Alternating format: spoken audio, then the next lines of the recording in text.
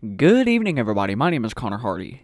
If you couldn't tell already by my channel banner, the constant mention of them, and of course, the name of this video, I bet you can tell that my absolute favorite band of all time is the 1960s pop sensation group, the Beach Boys. While yes, I am a new fan, actually only just getting into them last year, they've slowly started to become my all-time favorite group. From Pet Sounds to the Smile Sessions, to albums like All Summer Long and Surface Safari, there is always something to enjoy. Today, I'm going to tackle an album that was essentially a stepping stone for the band. This album would ditch their usual formula of surfing cars and girls and go for a more melancholy, almost symphonic type approach, with a little rock and roll mixed in, because this is the 60s. That album I'm talking about is the 1965 album, The Beach Boys Today. Let's take a closer look, shall we?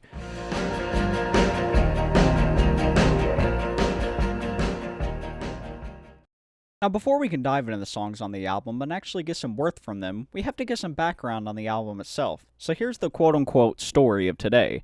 It starts on July 13th, 1964. The Beach Boys had just released the album called All Summer Long. This album would become one of the first albums to not fully use the formula they had established in 1962. You know, the whole surf, cars, and women aspect. This album would become a success, reaching number 4 in the US for a whopping 49-week chart stay. It would also become the 4th album to go gold for the band. Capitol Records, their label at the time, released some singles off the album. Little Hondo only rose to about 65, which was kinda bad for them, and Wendy did a little better, reaching up to number 44 on the singles chart. But one song came out that rivaled them all. A song that everyone knows today. That song being Round, round, get around, I get around, yeah, get around, round, round, I get around. I Get Around was a massive success for the band, reaching number 1 in the Billboard charts and number 4 in the weekly chart. This also reached a milestone for the band because I Get Around was the band's first number 1 hit. After the success of the song, the band set out on a massive tour supporting the single and the album All Summer Long. In the studio, they were working hard on new tracks, while at the same time recording a Christmas album. By the end of the year 1964, they had recorded and released 4 albums. Forgot to mention that they released a lot of albums in 1964, and had recorded 2 more songs that had yet to be released. While touring, Brian Wilson's anxiety started to ramp up due to his relationship with his then-girlfriend, Marilyn. He began to consume alcohol a lot more and began to channel more feelings into writing songs. After the massive tour, in order to bring ease to his mind and anxiety, he married Marilyn on December 6, 1964. Around this time, Brian was introduced to the drug marijuana by an acquaintance named Lawrence Schwartz. This drug use would start to form a rift between Brian and Marilyn's relationship. Fun fact, when Brian smoked one day, he began to write a song. That song would ultimately become the Beach Boys song, Please Let Me Wonder.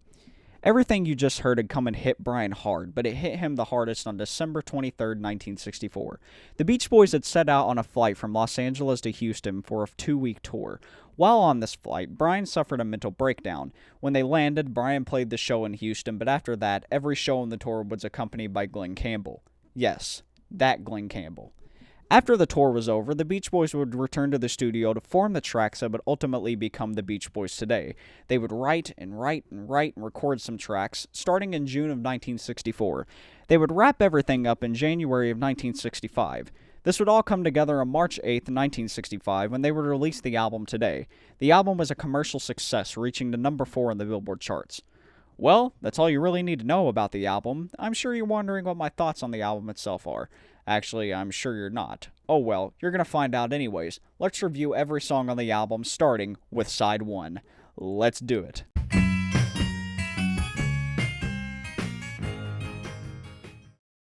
Alright, so before I actually talk about the songs, I need to tell you all this. I'm going to rate the songs about 1 to 5. 1 being the lowest, 5 being the highest. Okay, we got that? Alright, let's talk about the songs. The album's first side opens with an energetic R&B classic called Do You Wanna Dance? The song, sung by drummer Dennis Wilson, is about what the title says, dancing. The song, originally by Bobby Freeman, was changed up in a way to make it sound cool and hip, while still keeping that Beach Boys sound. This song is also the first of many Beach Boys songs to be recorded in Gold Star Studios. In my personal opinion, this is a great way to open an album. You always want an energetic song to keep you hooked so that you can listen to the rest of it. And quite honestly, I couldn't think of anything better. I'm going to give this about a 4 out of 5. The second song, titled Good to My Baby, is your typical Beach Boys song. This song being about the harsh and sometimes plain bad criticisms a guy gets on the way he treats his girlfriend. Something I like about this song is that you can kind of hear another song mixed in with it. The song I'm referring to is Guess I'm Done by Glenn Campbell. This song was actually a gift to Campbell from Brian for touring with the band. Here, I'm going to play 2 snippets from each song. Tell me what you think. They think I'm bad and I treat it slowly, but all they know is from what they see. And the way I act don't seem like me. I'm not on top like I used to be. After that neat little tidbit, my personal opinion on it is it's kind of meh. I mean, it's in the middle for me. I like this song, but it's not something I would go out of my way to listen to. I'm going to give this about a 2 out of 5. After that song comes one of my favorites on the album. The song I'm referring to is Don't Hurt My Little Sister. This song was actually written by Brian and submitted to Phil Spector to be recorded with the Ronettes. Phil accepted it, but ended up changing the song's lyrics and overall tone. The song released as Things Are Changing for the Better. This song is about, according to Brian, him and the Ravels, Marilyn's family, and the advice one of the sisters gave him.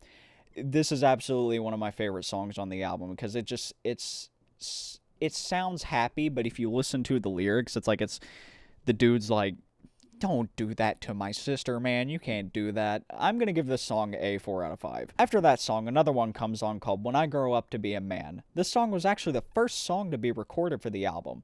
The song is about a boy feeling anxious about what will come next. Brian said in his 2016 memoir that it was probably influenced by his father and former manager, Murray Wilson. Murray constantly challenged Brian in his manhood. This also broke history by being one of the first songs to use the phrase turn on in a song.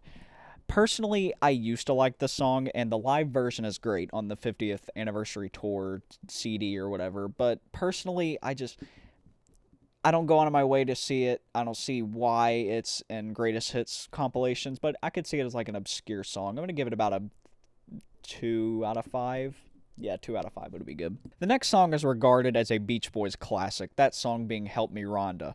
This song is about a man whose fiancée has just left him. He consults a woman named Rhonda to have a one-night stand with him to quote-unquote get her out of his heart. There has been some speculation for years that this song was actually written about a real girl named Rhonda. While Wilson has denied it, Mike Love, the lead singer, has said it was partially written about some experiences in high school. This song is also special in its own way because it's one of the only songs rhythm guitarist Al Jardine gets to do the vocals on. I love this version. This is actually my favorite version of the song. There's another one that they re-recorded later for Summer Days, Summer Nights, and the reason why is because if you listen to the track, at the end, it kind of does this weird thing where it will start to fade out, and then it fades right back in. And then it will start to fade out again. It'll fade right back in. It's really funny. I like it personally because it's got mandolin on it. Mandolin is one of my favorite instruments. I actually know how to play one. And it just overall, to me, it sounds better. It's got more raw vocals, and it's a good mix. It's a good song. I'm going to give it a 4 out of 5. Actually, I'm going to give it a 3 out of 5. Change that, scratch that. 3 out of 5. Side 1 ends with another one of my favorite Beach Boys songs, Dance, Dance, Dance. This song was written in the same vein of I Get Around. It's about escaping stress through the power of dance. That sounds very cheesy. This song is a powerhouse when it comes to the music aspect. This song is just one of those that gets you feeling good. The song has an energetic riff and solo provided by Carl Wilson and a bombastic drum track provided by Dennis Wilson. I love this song, especially when you hear it live. When you hear it live, it's just got a whole nother level of energy that you can't really see in another band. And the track itself is actually really good with the sleigh bells and the whole solo. I mean, Carl did the fucking solo on a 12-string guitar, and you see how hard it is to do any sort of thing on a 12-string. I'm going to give this song a 4 out of 5. My overall thoughts on side 1 are positive. I feel this side and all the songs on it complement each other in their own separate way. Now, let's move on to side 2, my personal favorite side. Let's do it.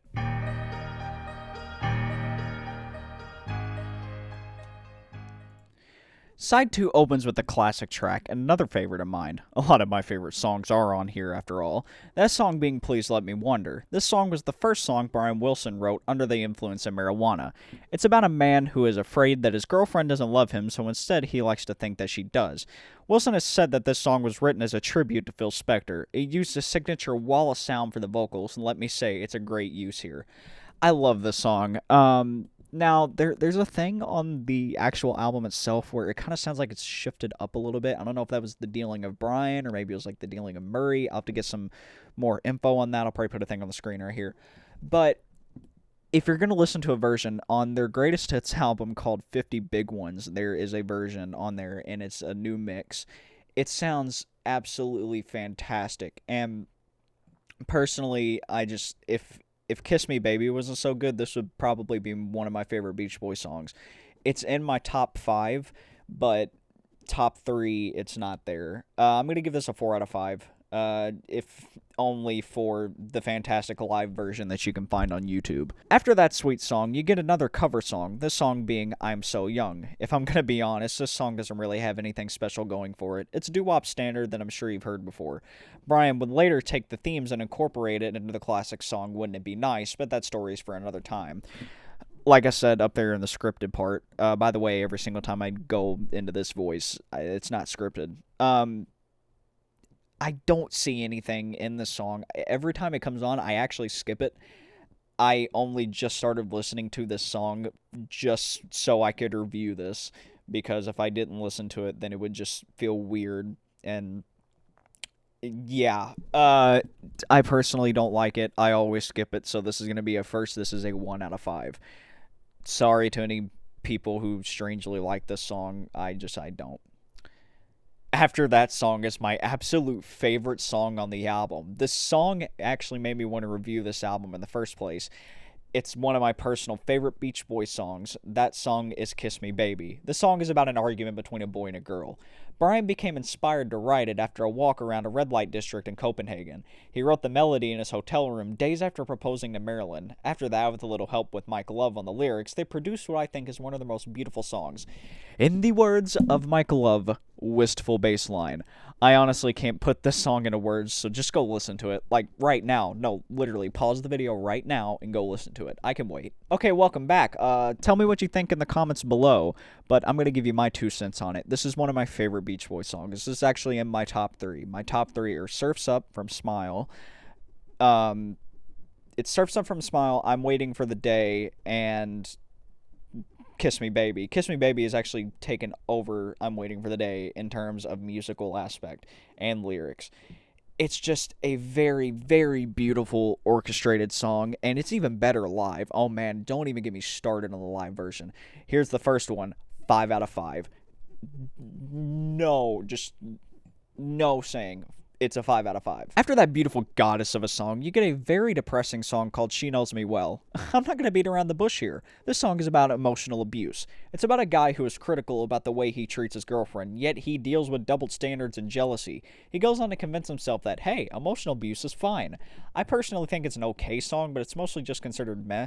It was also the first song attempted for the album, but it was scrapped in favor of a remake that could be made later. Like I said, I personally think it's meh. It's got a good beat to it, but the lyrics drag it down. The lyrics are, like, not that good, honestly. Personally, if it came on the radio or something, I'd listen to it, but do I go out of my way to hear it? Nah. I'm going to give it about a 2 out of 5. After that, you get a very slow and steady Dennis Wilson classic called In the Back of My Mind. The song describes someone who thinks they have everything that a relationship could have, but in the back of their mind, they think their happy relationship could crumble at any moment. Beach Boys fans regard this as a masterpiece, and rightfully so. Dennis's voice complements the songs very well with the depressing nature of it all. It's overall a great song. Alright, so as the time of me recording this, it is like 5 weeks into the future. Close to 5. It's about 4 weeks into the future. I'll put the time up there. But I've given this album a lot more listens, and In the Back of My Mind has risen up my list. I was originally going to give it a 3 out of 5 because, yeah, the instrumental is lacking, but Dennis's voice is amazing. After giving it a few more re-listens, I've come to realize that this song is more special in the fact that, yes, it is a Dennis Wilson song, but at the same time, it's just beautiful in its own separate way. So instead of giving it a 3 out of 5, I've risen it up. This is going to be a 4 out of 5. You can't get another Dennis Wilson vocal that sounds exactly like this, just the raw and overall emotional power of it all. So yeah, this song deserves its spot in 4 out of 5. The album closes with a mock interview called Bull Session with Big Daddy. This interview is just the Beach Boys shooting it with each other in Maryland. Well, yes, the interview is okay. There's one part that's a little haunting. At one point, Brian says, "I haven't made a mistake my whole life." Mike Love rebuttals with, "We just keep waiting for you to make a mistake, Brian." A little haunting considering what was coming forward for the band. Alright, so the Beach Boys have done a lot, and I mean a lot, of like mock interview or session tapes for their albums. They've done them on All Summer Long, Shutdown, Volume 2, and personally to me they're really funny. I love listening to Beach Boys sessions because you can hear the chemistry they have between each other. If I'm going to give you any one of them, it's not on Today. It's the album that came after Today, before Pet Sounds. It's called Party. The session recordings are out on Spotify. Go listen to those. They're really, really funny. But back to Bull Session with Big Daddy. I like it. A lot of people don't like it because they say it doesn't fit with the album, kind of like Student Demonstration Time on Surf's Up. Now, while I feel, yes, it doesn't really fit on there, personally, if you're gonna end the album, especially an album like this, you should have put a different song on there. Which to me, that song could have been like "Guess I'm Dumb," because that's a great ending or closer song in my opinion. But Bull Session with Big Daddy, it's an alright ending. I don't really know if I should number this, but I'm gonna put it in the middle. I'm gonna give it a 3 out of 5 because it's so bizarre to hear it end that way, but at the same time, you get a little piece of the band, and you get to hear about some of their experiences on the road. And Brian is there. That's all that matters. Brian is there, and he talks about wanting a pickle. That's all that matters. 3 out of 5. Overall, side 2 is my favorite. I don't know if it's just me liking the Beach Boys' more sappier songs, or it's just Kiss Me Baby, a song on side 2, holds the entire weight of the album on its balls, but it's just so much better than the first in my opinion. Well, now that we've gotten some background and have gone through every song on the album, let's wrap up this interview with my overall thoughts. Let's do it.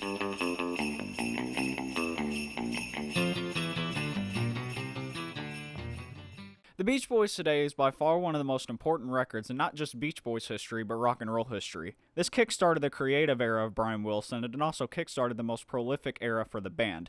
My personal opinion on the album is it's one of my favorites of all time. There's a tier list for me. It's Smile, Beach Boys, Pet Sounds, and Today. Today is just one of those albums that you can sit down at any moment of the day and put it on your stereo and crank it up and you just have a good time. And then by side 2, you're sitting there thinking, dear God, what have I done with every single relationship that I've had? It's a fantastic album. It's got some of the most fantastic compositions, and honestly, I don't know why some of them are never played live, like She Knows Me So Well. By the way, update on that. It's become one of my favorite songs, so I'm going to bump it up to a 4 out of 5. I'll put it right here. But it's one of the most beautiful albums, and it showed that the Beach Boys had a very bright future. Well, that does it for today's analysis and review of the Beach Boys' 1965 album Today. I hope you enjoyed the video, and tune in next time when we do this again, but with their most well-known album, 1966's Pet Sounds. My name is Connor Hardy. I will see you later, and good night.